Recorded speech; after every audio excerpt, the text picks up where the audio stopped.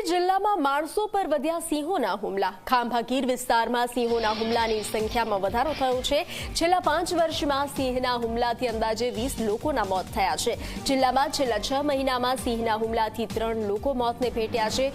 તો લાઠી, થોરડી અને બગસરામાં આ ઘટના વધી રહી છે।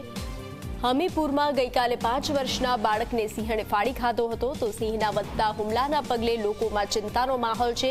વન્ય પ્રેમીઓએ વન વિભાગ પેટ્રોલિંગ વધારે તેવી માંગ કરી છે।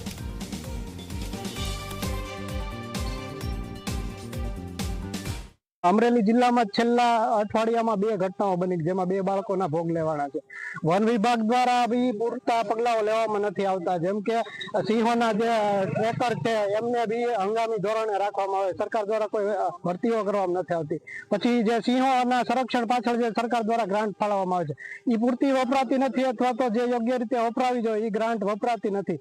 એના કારણે સિંહો હવે જે સામાન્ય રીતે રેવન્યુ વિસ્તારમાં પણ ગામડાઓમાં રાત્રિ દરમિયાન બી જોવા મળે છે, જેના કારણે જે ખેત મજૂરો છે તેમનું પણ ખેતરોમાં રહેવું મુશ્કેલ થઈ ગયું છે, કારણ કે બાળકો ઉપર હુમલો કરે તો તેના માટે એ કોઈ પગલાં લઈ શકતા નથી। એટલે વન વિભાગ દ્વારા યોગ્ય પગલાં લેવામાં આવે અને સિંહોના જે હુમલા થઈ રહ્યા છે તે અટકાવવામાં સરકારશ્રી દ્વારા પૂરતું ધ્યાન આપવામાં આવે તે લોક માંગ ઉઠી રહી છે।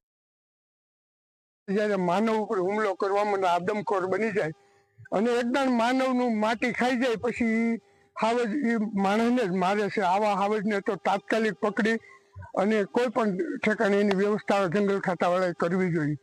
માનવ દેહ કોઈનો ભાઈ દીકરો વયો જાય એના માવતરને વળતર તો સરકાર વળતર આપે કે એની લાગણી હોય, એનો ગુમાવેલું માણસ હોય એ તો મળવાનું નથી।